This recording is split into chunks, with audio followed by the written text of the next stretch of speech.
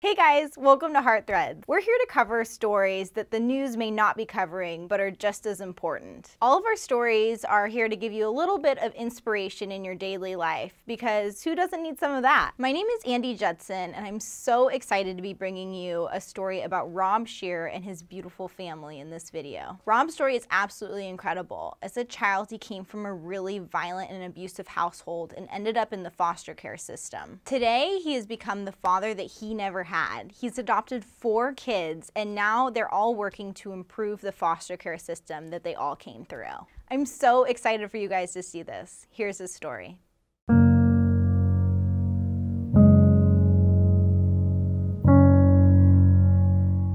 You know, my father, he would put cigarettes out on our legs. Very abusive parents. For them, the fun part was to figure out which kid they would torment that day.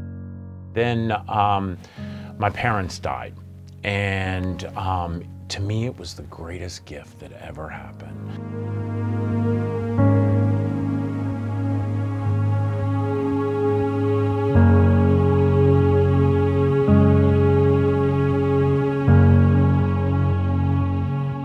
Where most people would be celebrating, I received a trash bag and literally became a homeless kid, but going to school every single day.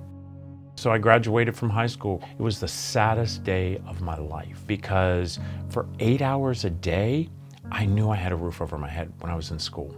I had to figure out what I was going to do. I was either going to do what everybody thought I was going to do, which was to become a drug addict, or I was going to make something of myself. And so I joined the military. I joined the military because I was cold, I was hungry, I was scared. They gave me a key to my room, and I remember falling on the bed and crying like I had never cried before. Because for the first time, I was safe. I threw my bag away that day. My trash bag went into the trash, and I said, I will never look back. I graduated out of boot camp. As I finished to go to my A school, I woke up in a hospital room and my bladder had ruptured. And it had ruptured because as a little boy, my father would hold me down and my brothers and sisters and say, if you go to the bathroom, I'll beat you.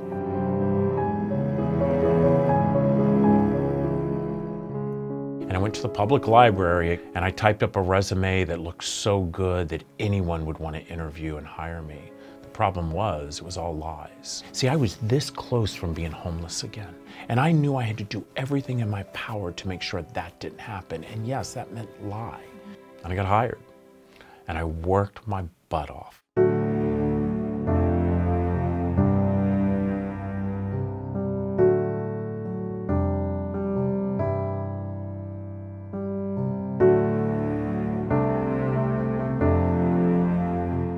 Reece looked at me and said, so explain to me why we're not adopting a kid out of foster care. And I looked at him and I said, because I told you we don't talk about that. And he said, you know, Rob, he said, maybe that's the problem. He said, maybe it's the problem that you haven't spoke about it for all these years. I will tell you at that moment was my first aha moment. I was so worried about what everybody thought about.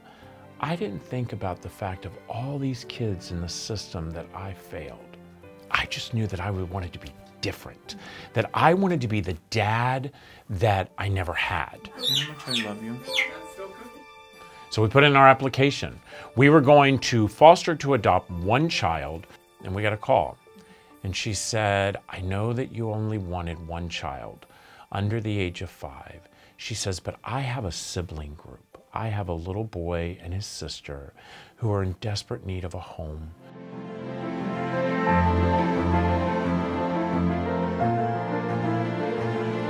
And that's how we became parents to Amaya and Makai.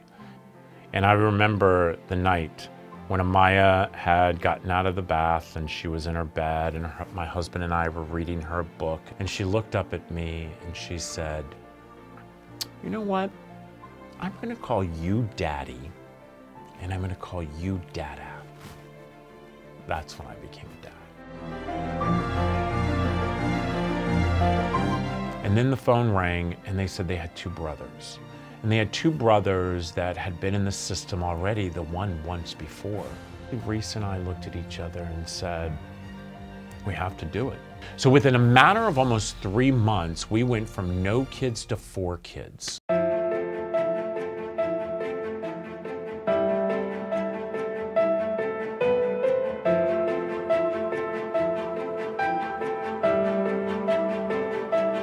See, most people do not realize the majority of kids who enter the system enter with the shirt on their back. They enter in back of a police cruiser because they've been taken out of an abusive or neglected situation. They come into a system and then they're given a trash bag to carry their torn and tattered belongings to their first placement. And so we got together and we started talking about the journey of kids that are in the system, the journey that my kids had, the journey that I had. And it all came back to the trash bag.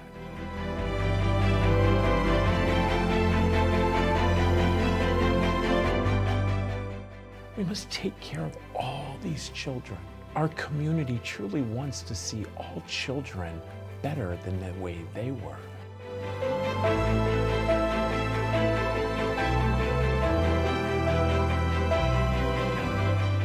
That's what we all want, is to be loved, to feel wanted, to not to feel disposable. No matter how many people maybe wanted to make me feel wanted or make me feel loved, it's when I look at my 4 kids or my 4 kids look at me, wow, I feel like the richest man in the world.